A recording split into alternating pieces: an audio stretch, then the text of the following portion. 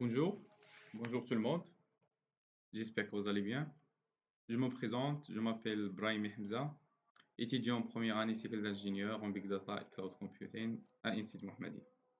Donc aujourd'hui, je vais présenter un peu un mini-projet que j'ai réalisé à l'occasion de fin de module de la technologie web. Donc le professeur ou bien notre formateur demandait de créer, de développer ce projet-là.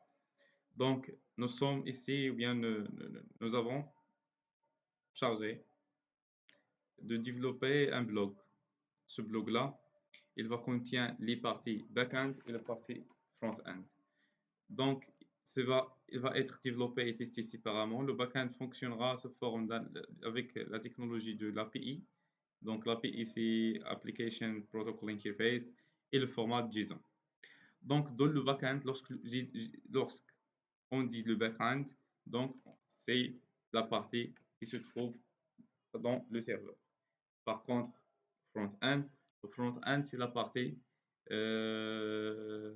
client, c'est la partie ce qui concerne les images, etc. Donc tout ce qui est visible, tout ce qui est visible, pardon, tout ce qui est visible dans notre navigateur. Donc, brièvement, dans la partie de backend, on va travailler avec l'environnement Node.js, utilisant le framework NoExpress.js avec ORM Prisma. ORM, c'est Mapping Objet Relationnel qui va nous servir dans la création de notre base de données, de générer aussi notre base de données. Dans la partie front-end, ou partie client, donc on va travailler sur la technologie de single, c'est pas une technologie, mais c'est une technique, plutôt c'est une technique de single page application, c'est que toute notre application va travailler avec une seule page. Donc, on va l'exploiter et on va l'exploiter aussi dans ce projet-là en utilisant l'HTML, CSS, JavaScript et en utilisant aussi la bibliothèque jQuery. C'est une bibliothèque de JavaScript et le framework CSS Bootstrap, tout ce qui concerne le style, voilà, le style, la mise en œuvre de notre page. De notre page, c'est bien. Donc, allez, on va expliquer un peu notre code. Donc, c'est ça, après l'installation de la structure Node.js, Express.js, il faut maintenant appeler à des fonctions dont notre fonction principale, dont notre fichier principal, c'est app.js. Donc, ici, on a importé Express. Express, donc c'est ça ce qui est important, c'est normalement parce qu'on a travaillé avec l'environnement Express, donc il faut importer Express qui contient beaucoup de fonctions qui concernent, eh bien qui va nous servir à exploiter ce framework-là. Après, c'est le path. Donc, le path, c'est un, voilà, c'est un package, c'est un middleware qui va nous servir aussi pour la manipulation du chemin. Le cookie parser, après, on va voir c'est pourquoi le cookie parser, c'est un middleware qui va nous servir dans la création des cookie sessions. On va voir quelle est l'importance de ça après. Le logger et Morgan, il va nous permettre d'avoir et de recevoir et de récupérer plusieurs informations. Je vais donner un exemple. Par exemple, après le lancement, donc j'ai déjà lancé mon serveur en utilisant la commande npm star. Donc après le lancement de notre serveur, je veux seulement écrire ici localhost 300 parce que mon application était lancée ou bien est lancée dans le port 3000. Donc ici, je vais écrire n'importe quoi, HHH. Donc, cannot get HH parce que HH, donc il n'existe pas dans mon projet. Donc, c'est ça. Donc, Morgan, il va afficher quoi? Il m'a affiché plusieurs informations. Le premier, c'est la méthode. Donc, get. J'ai essayé de recevoir quelques informations dans HHH. Après, sur le statut, c'est 400, c'est 404. Donc, forbidden, ce ne se trouve pas ça. HHH, c'est inconnu. Il n'existe pas dans votre projet. Après, ici, c'est le temps. Ben, c'est un temps de. Comment. Voilà, c'est le temps. Après, voilà, c'est pas mal d'informations. C'est pas mal d'informations. Donc Morgan, il nous permet aussi de nous servir pour obtenir quels sont les sites web que notre utilisateur ou bien notre client a été visité. Donc, c'est pas mal d'informations. Les ressources, est-ce qu'il a vraiment le droit d'accès à ces ressources-là ou non? Donc, c'est pas mal d'informations. Après, c'est l'importation de notre fichier. Ce sont des fichiers sont des fichiers euh, dans lesquels on va appeler des méthodes, get, API, donc l'exploitation de notre API. Après, ici, express. Donc, ici, la cookie session. Ici, la cookie session, il nous permet de faire quoi? La cookie session, il nous permet de stocker la session, la data de la session dans le client, sans utiliser ici la notion de cookie. Donc, il va nous permettre de stocker la session sans besoin de la cookie. C'est dans la partie client. Donc, ça nous servir.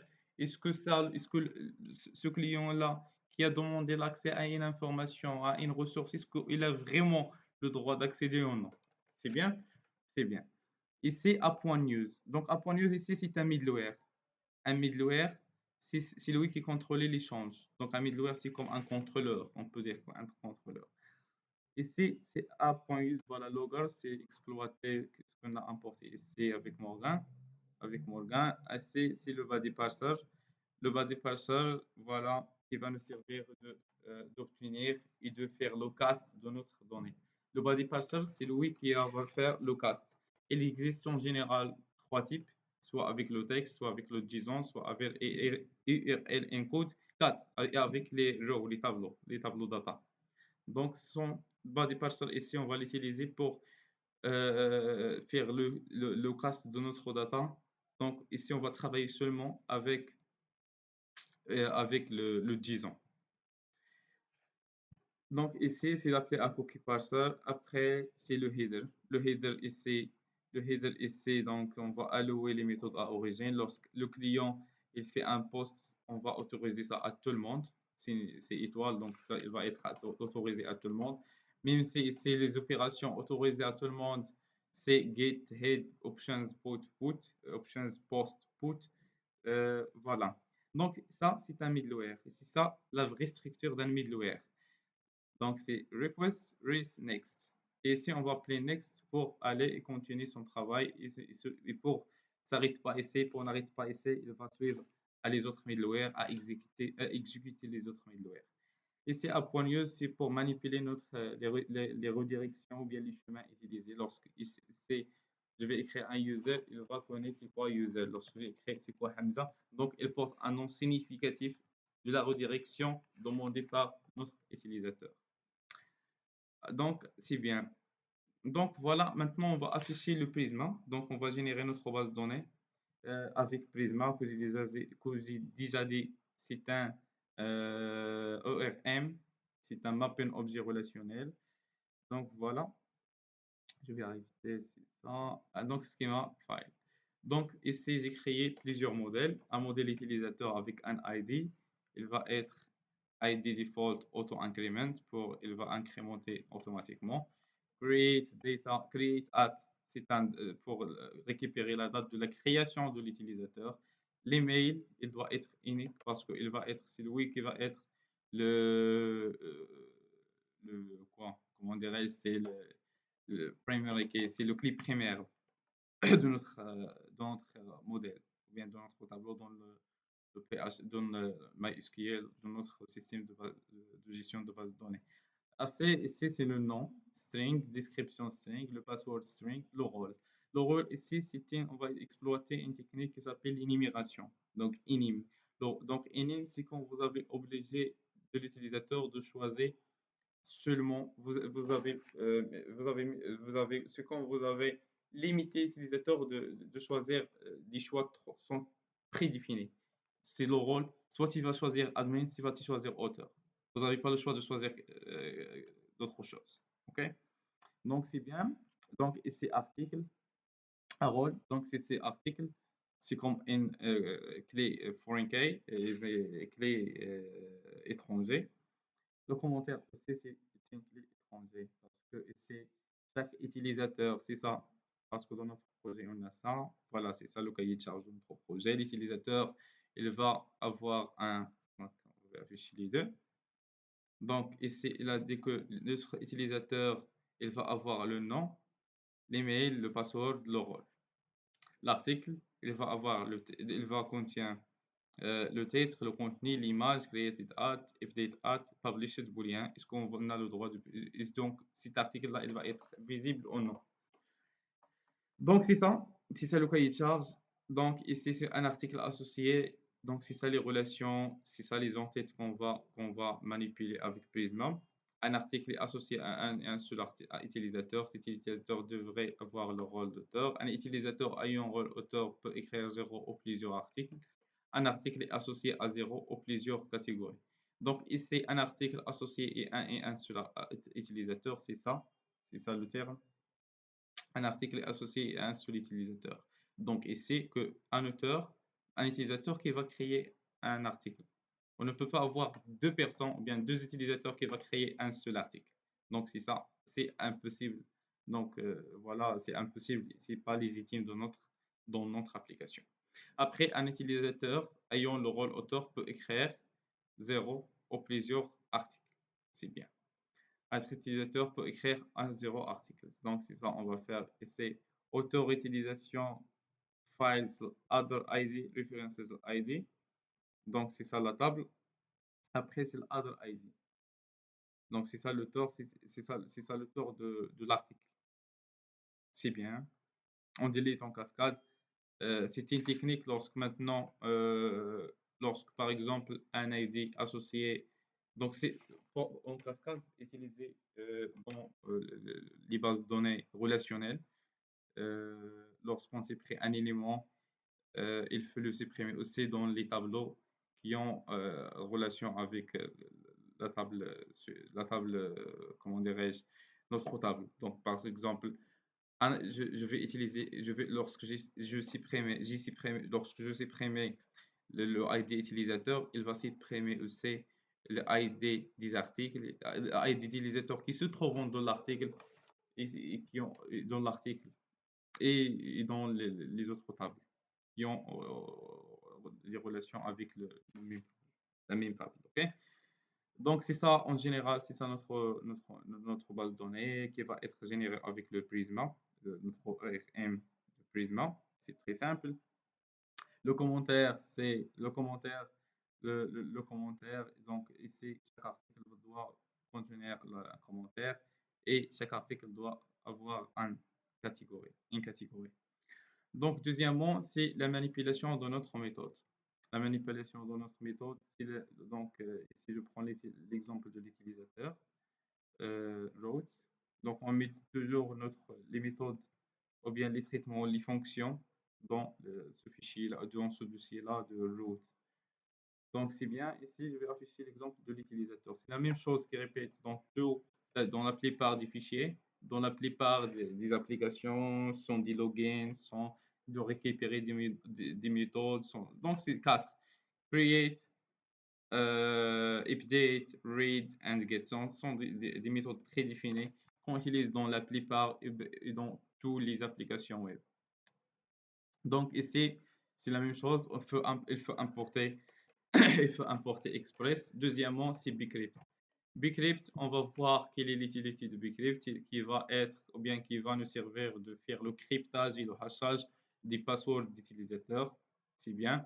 Ici, on va appeler c'est le Prisma Client qui va nous servir dans l'exploitation des méthodes ou bien voilà, des méthodes des API.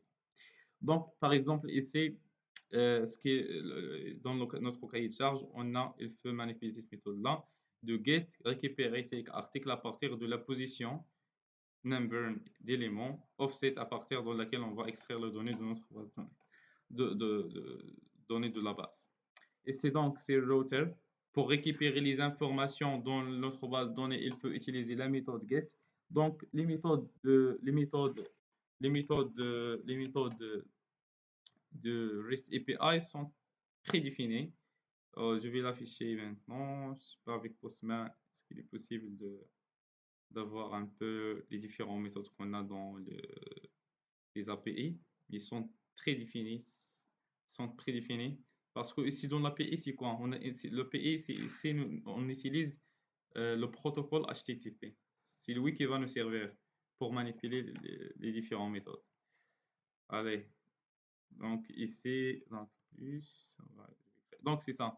Donc voilà les différentes méthodes, get, post, put, patch, delete, copy, hide, option. Donc c'est ça les différentes méthodes qu'on a dans REST API.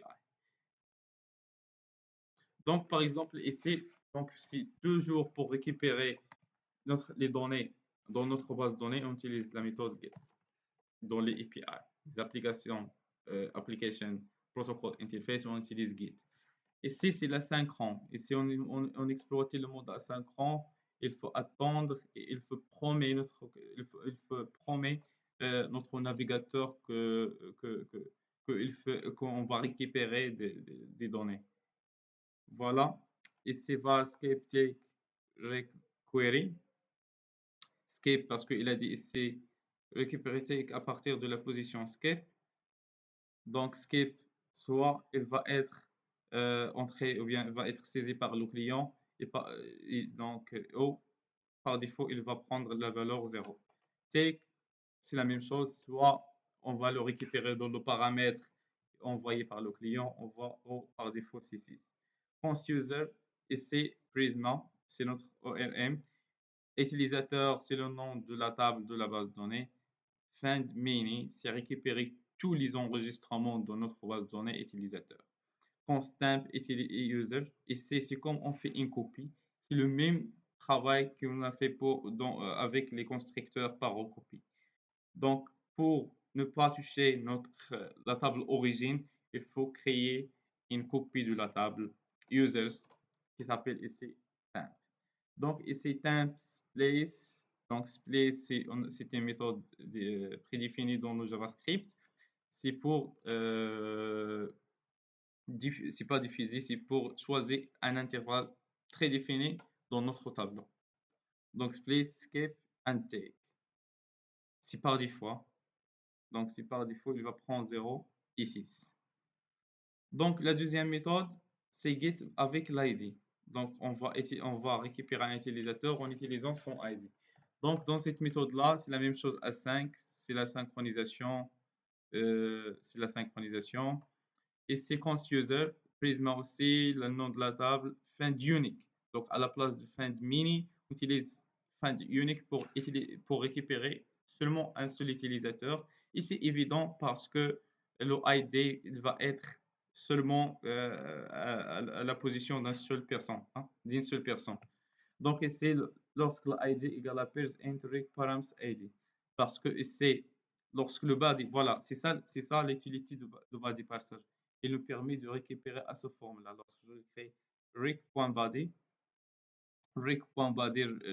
request.params, etc., qu'on va exploiter dans le post méthode.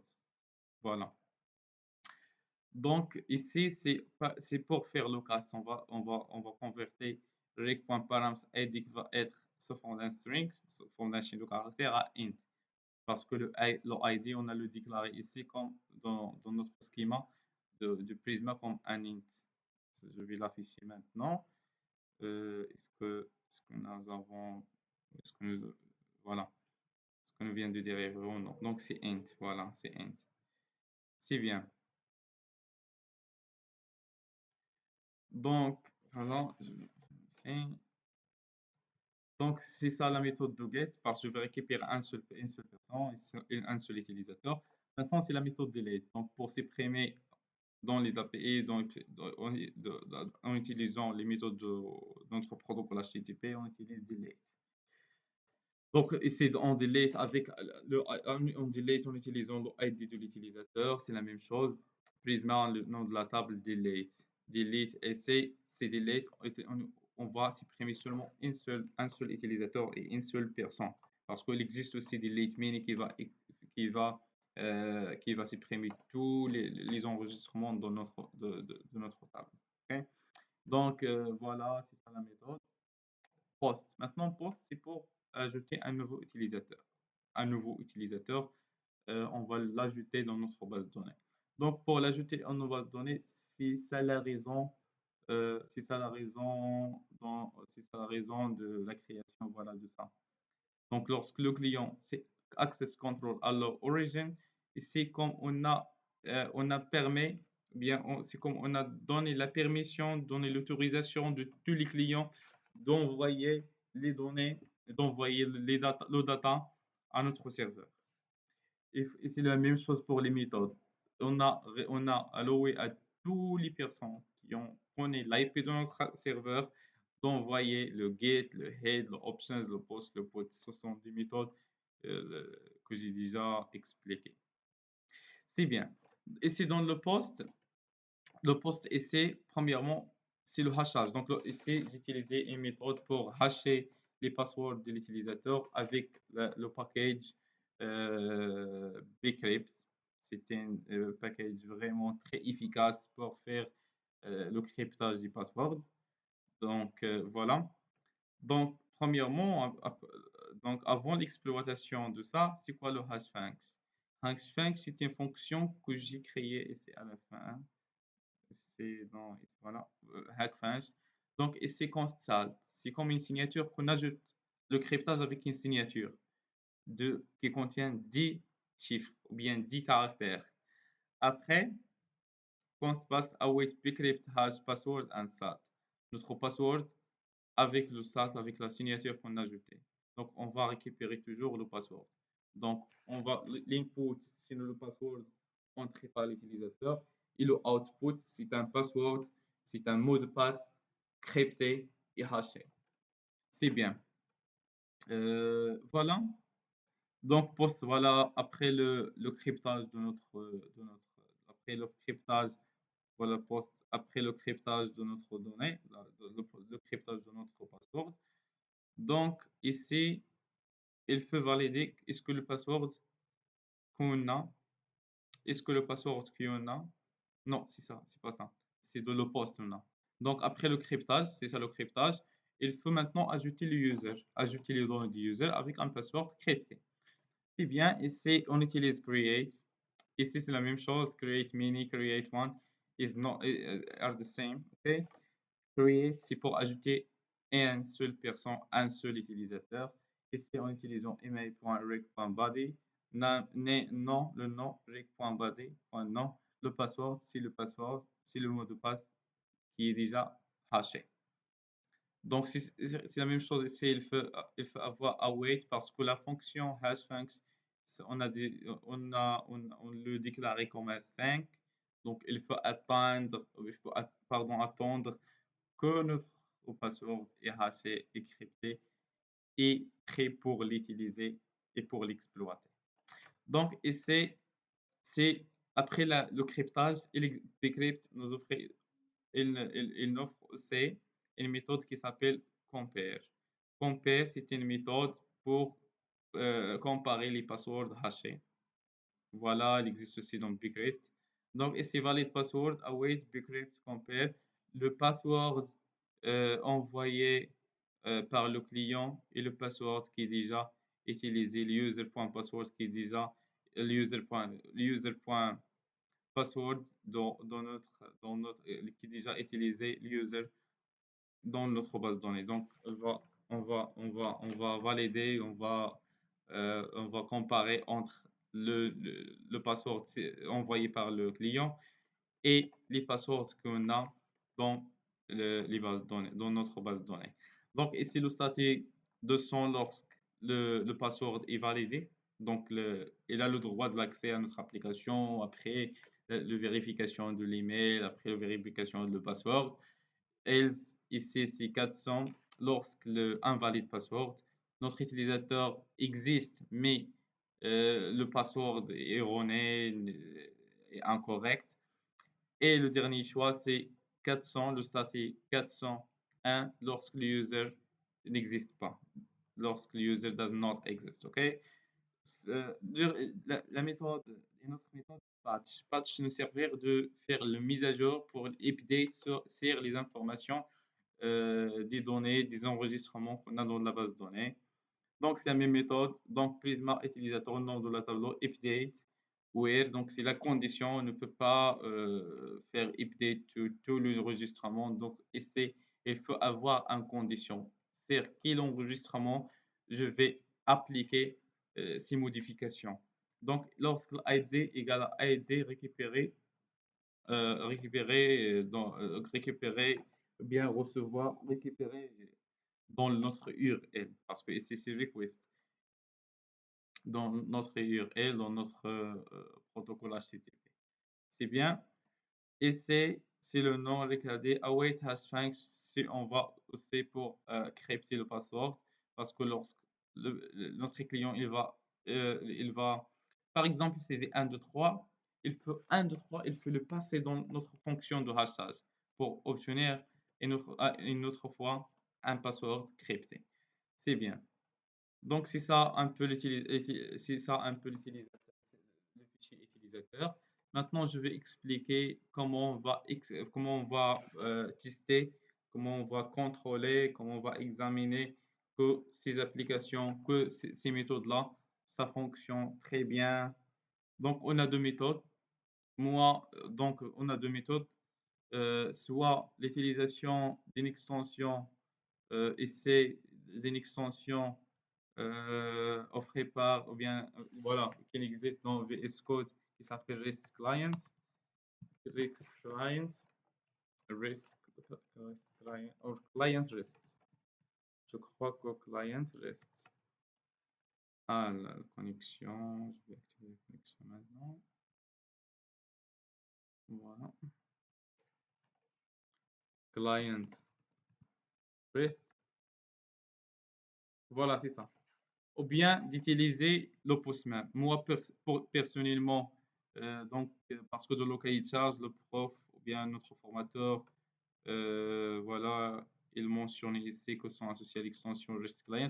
Mais moi, vraiment, et personnellement, je préfère d'utiliser Postman parce que Postman contient vraiment beaucoup des options. Vous avez le choix de choisir l'autorisation, les headers.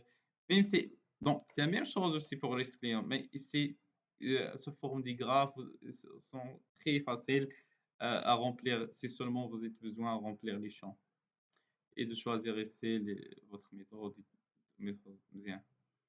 Donc, c'est très bien. C'est bien. Donc, maintenant, on va maintenant voir un peu, on va voir un peu, donc on va voir un peu le travail de REST Client. Donc, ici, on va examiner la méthode ici, voilà, de get, de récupérer tous les utilisateurs de notre application. Voilà, send request. Ah, j'ai oublié de. Je crois que j'ai un problème ici. Can't reach the best server. Je crois ici j'ai un problème. Attends. Donc le problème ici c'est que j'ai oublié de lancer l'exemple, le serveur Apache MySQL.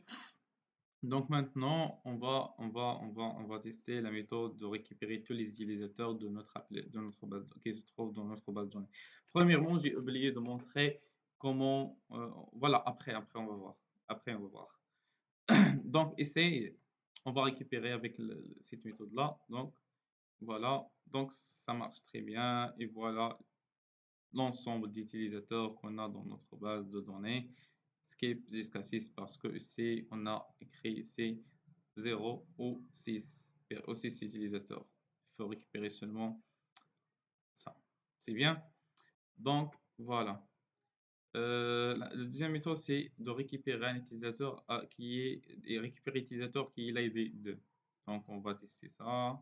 Donc, si ça marche très bien, voilà les différentes informations de l'utilisateur qui a voilà, qui a l'ID 2.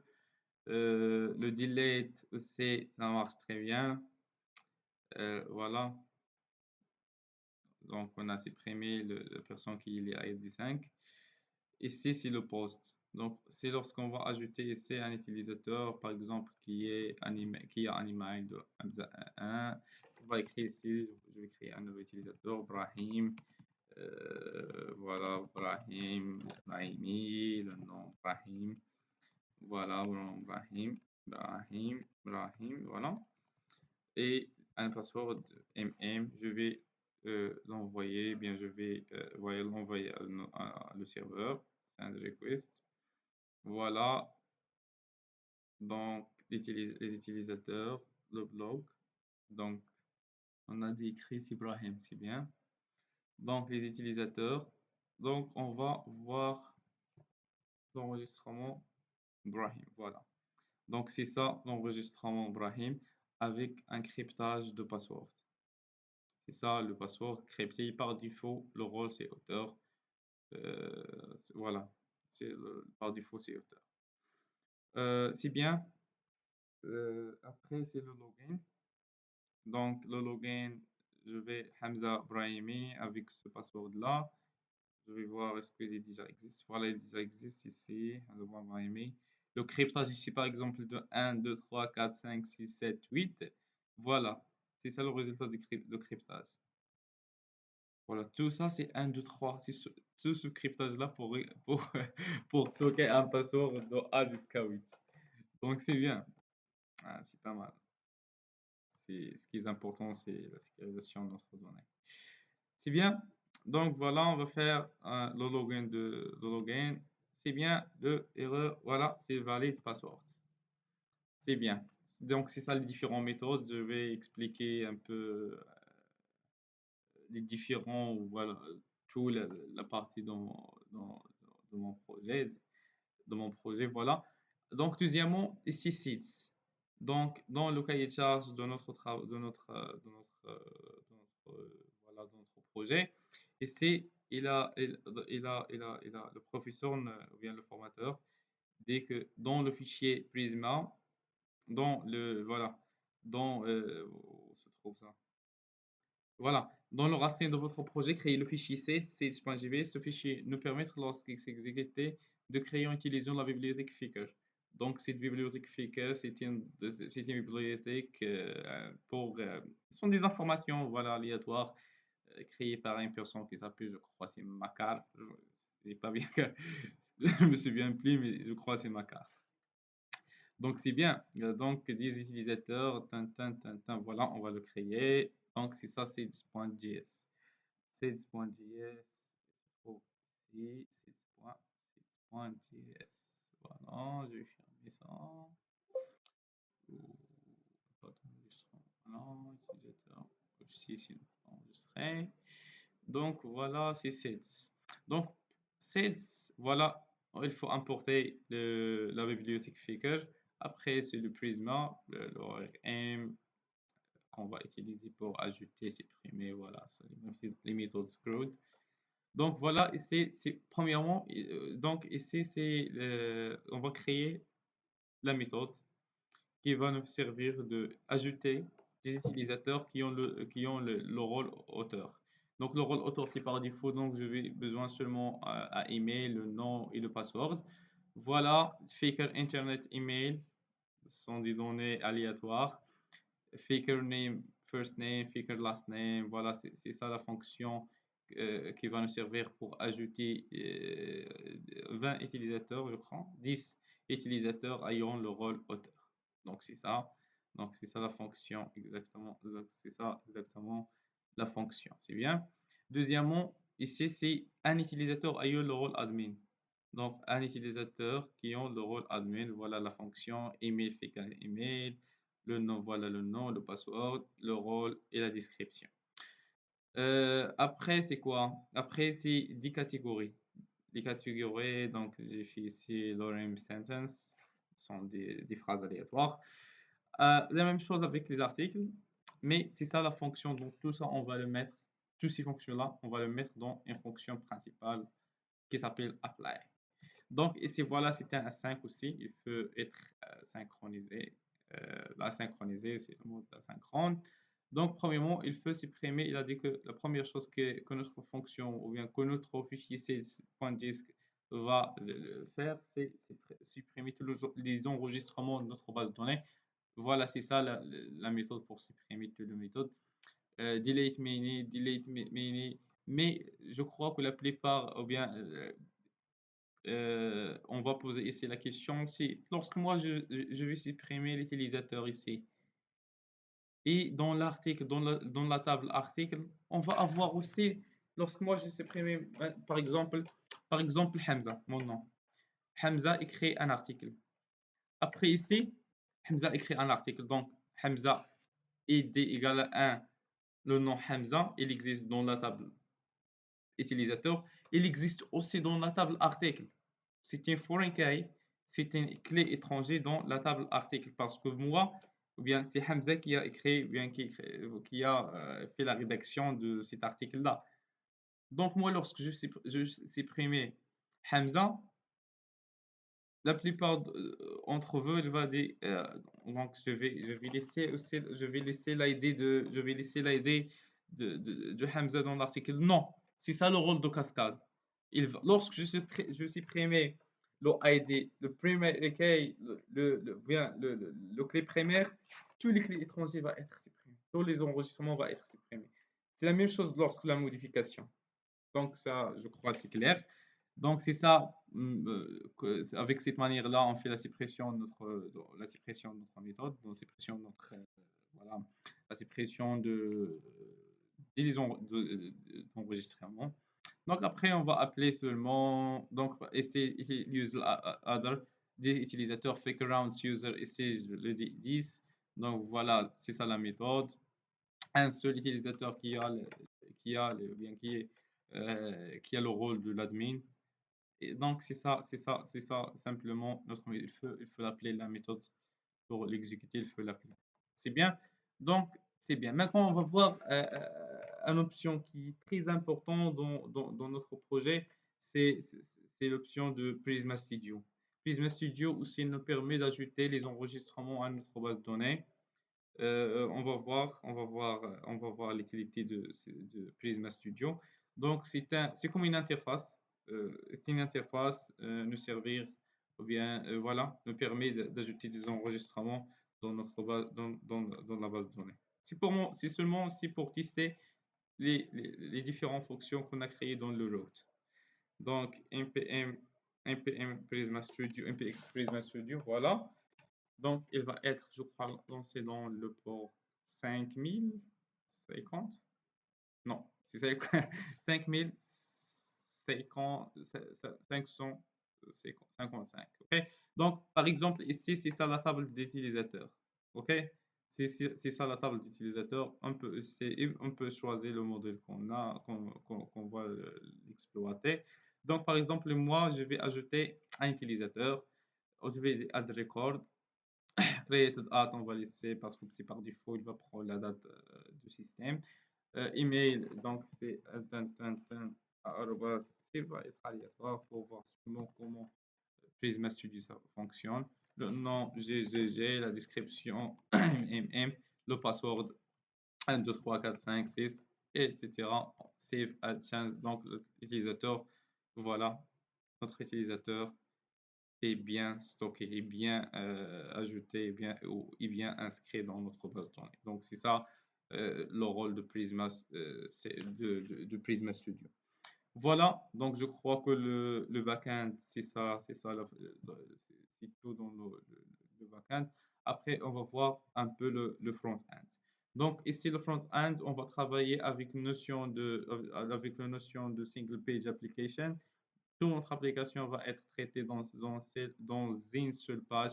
Donc, c'est comme on va simuler le rôle du framework de React.js, de Vue.js, de Angular, sont vraiment des frameworks qui ont une très grande valeur, dans la création de ces techniques-là, de single page application.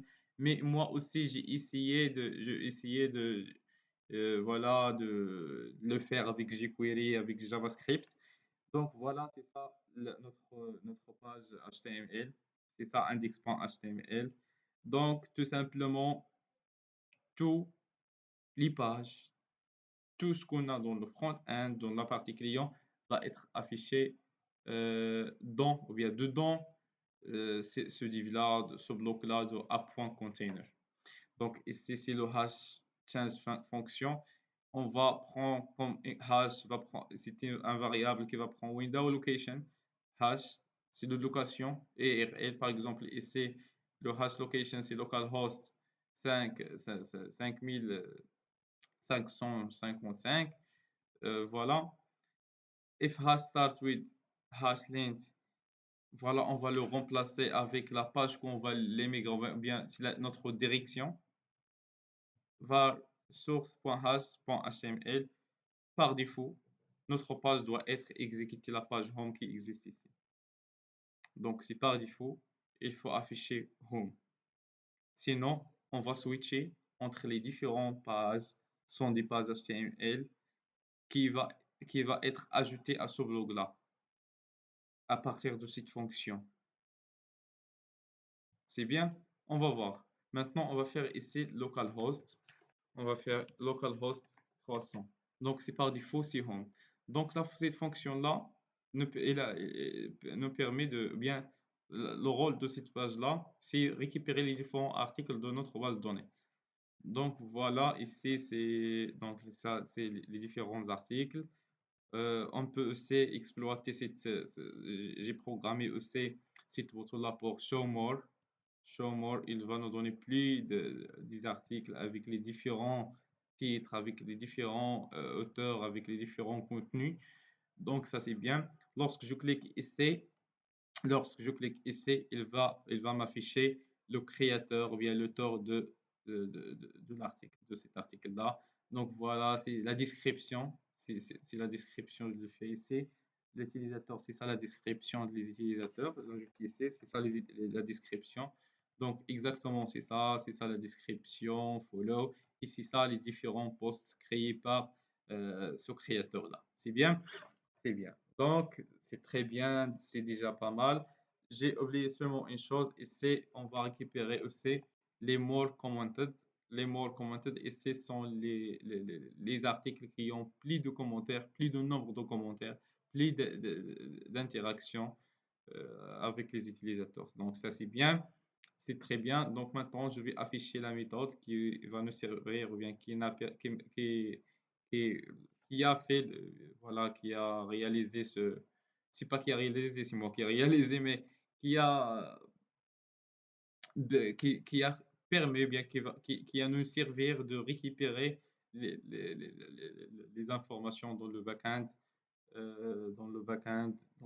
de différents articles. Voilà, ça c'est bien. Donc, c'est ça la méthode. S'appelle article. Il va être affiché lorsque le load up container get articles. Donc, ça c'est bien. Voilà. C'est seulement le local storage. Je n'ai pas exploité pour l'instant, mais local storage, c'est pour stocker des informations dans notre navigateur. Donc, voilà le type c'est Git. Donc, ici, c'est avec Ajax. C'est bien. Et c'est Await, il faut travailler avec le mode asynchrone. Donc, c'est déjà pas mal de travailler avec ce mode-là. Donc, c'est déjà pas mal. Voilà. C'est Ajax. Donc, on travaille avec Ajax. C'est lui qui va nous servir de faire tout ça. Donc, type, c'est get ici, catch chez false. Voilà l'URL avec le choix de start et fin. Voilà, c'est ça les paramètres déjà programmés dans le fichier article. Donc, par défaut, start et fin, start va prendre par défaut 0 et fin par défaut c'est 4. Donc, le cas du succès, le function response cancel response. Voilà, dans le cas que notre requête bien récupérée, bien traitée, on va l'ajouter, on va faire, ou bien on va récupérer les différents articles. Donc voilà la méthode, ou bien voilà le technique qui va nous permettre d'ajouter, ou bien de récupérer les différents articles et de le mettre dans une page HTML. Donc c'est ça, article append, et voilà le div qui va nous servir de récupérer chaque card, ça s'appelle les cards, chaque card ou bien chaque post, chaque article, on va l'ajouter à notre application, à notre page d'article. Et avec la méthode append, c'est pour ajouter à un blog, des données, des nouvelles, voilà, sont des nouvelles données nouveaux. La deuxième méthode, c'est quoi? Je vais expliquer un peu le login. Le login, ça travaille avec cette méthode-là aussi, c'est l'exploitation de Ajax. Donc ici, à la place de get, on va exploiter ces posts. URL, voilà, c'est user login. The header content application JSON. Et c'est le data, c'est ça le data qu'on va envoyer à notre utilisateur, le username, le val, voilà la valeur. Dans le cas de tireur, il faut, parce que ici j'ai déjà fait un message qui a dit qu'il faut bien vérifier les données, votre donnée. saisi par l'utilisateur. Donc, c'est bien, en cas de succès, voilà, le Windows Location, il va être changé vers la page de notre utilisateur. Donc, on va voir ici un peu ça dans le front-end. Donc, c'est ça la page de login. Maintenant, par exemple, je vais écrire un mot de passe erroné, un mot de passe pas correct. Par exemple, tintin.com, après le password, tintin. Donc voilà, le login, il m'a demandé que ça c'est pas un login. Oops, check your information. Et donc, donc ça, c'est un mot de passe qui n'existe pas, cet utilisateur n'existe pas dans notre base de données. On va voir aussi le statut envoyé. Le statut envoyé. Donc, le statut, maintenant, on va récupérer ces 404, voilà, c'est 401. Donc, votre utilisateur n'existe pas. Par exemple, je vais créer un vrai utilisateur. C'est Hamza.Brahimi, le password, c'est 1, 2, 3, 4, 5, 6, 7, 8. Donc, après le login, voilà, on a accédé à notre page. Donc, vraiment, c'est ça notre projet. C'est un projet très intéressant qui m'a permis de prendre pas mal de technologies, pas mal d'informations. Je vais rappeler seulement une chose, et c'est concernant ici le login. Le login ici, on peut utiliser aussi la méthode bien la technique du JWT. La technique du JWT, c'est une technique très développée en utilisant des jetons. Les jetons, je vais expliquer ça. Donc, je vais afficher mon GitHub. Voilà. Donc, ça, il existe dans mon GitHub, le projet web. Donc, voilà, c'est ça un peu le JWT. Le JWT, c'est le JSON Web Token. Donc, c'est ça les tendances de la sécurité, je crois, qui se trouvent dans la sécurité dans le développement web. Donc, par exemple, ici, un user est login. Donc, ici, dans la registration d'un utilisateur, il va envoyer une méthode POST. Je vais envoyer au serveur mes informations pour s'inscrire. Donc, ces informations, c'est username, email, role, password. Check exist and save user to database. Donc, on va mettre les informations envoyées par le client dans notre base de données. Return, register. Donc, maintenant, c'est l'utilisateur, bien l'enregistration bien fait et bien fait. Maintenant, lorsque l'autre utilisateur, il va faire le login, il va exploiter les méthodes de login. Donc, c'est la même chose, il va envoyer les informations username et password. Authenticate username create JWT. Donc, dans ce cas, le serveur, il va créer un JSON Web Token with a secret avec une clé, bien une key qui s'appelle key. Donc, dans cette méthode-là, il va retourner quand vous êtes bien connecté avec un token. Donc, tous les échanges, ça va être avec un code qu'on est par les deux parts, soit le client, soit le serveur. Il est utilisé aussi dans les transitions monétaires dans le monde du cryptage.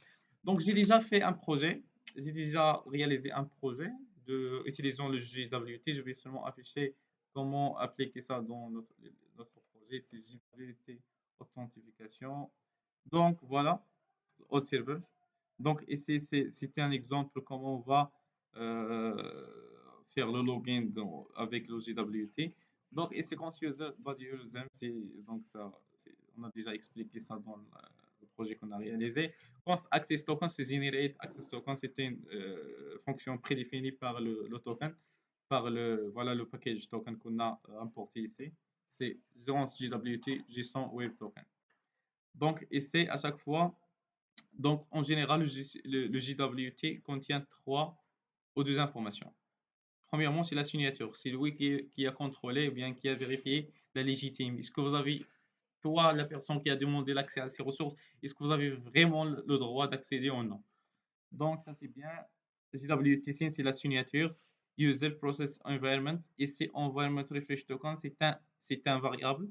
Ça s'appelle Refresh Token secret égale une valeur qui existe dans ENV. C'est un fichier d'environnement virtuel pour sécuriser le token. Ça, c'est bien. Donc, voilà, l'access token, il va être access token. C'est l'access récupéré par la fonction prédéfinie. Et refresh token va prendre refresh token, c'est la signature qu'on a créée.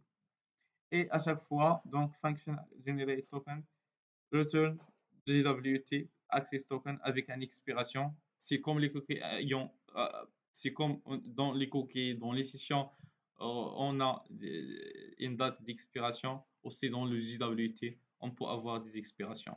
Donc, merci beaucoup. À une autre à une autre fois, Inch'Allah. Donc, soyez bienvenus.